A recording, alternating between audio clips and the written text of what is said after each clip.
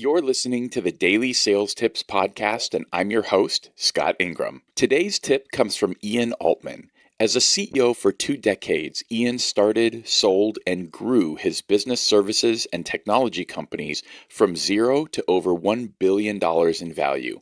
He's a co-author of the best-selling book, Same Side Selling, and hosts the weekly Same Side Selling podcast. You can also find hundreds of his articles on Forbes and Inc. Here he is with today's tip. Hey, it's Ian Altman. Please, whatever you do, stop calling to check in to see if somebody's made a decision yet. It usually sounds like this. Hey, just calling to check in. Want to see if you've made a decision yet? You're a tin cup and a cardboard sign away from begging at that point. Literally, it sounds like, hey, just calling to check in. Want to see if you've made a decision yet? Hey, just calling to check in. God bless.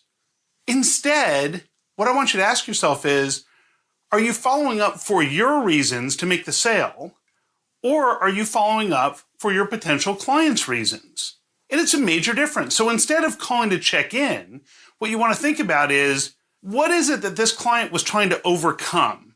What is they were hoping to achieve that they were counting on us to deliver on?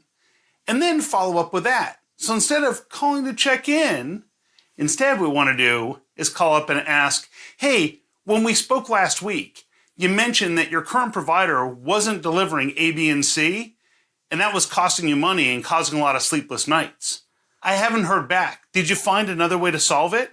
When you follow up for their reasons and not your reasons, you'll get better results. If you have any more questions or other topics that we cover in Same Side Selling, drop me a note to ian@ianaltman.com. For links to all things Ian Altman, a transcript of this tip, as well as the video version, click over to dailysales.tips/116.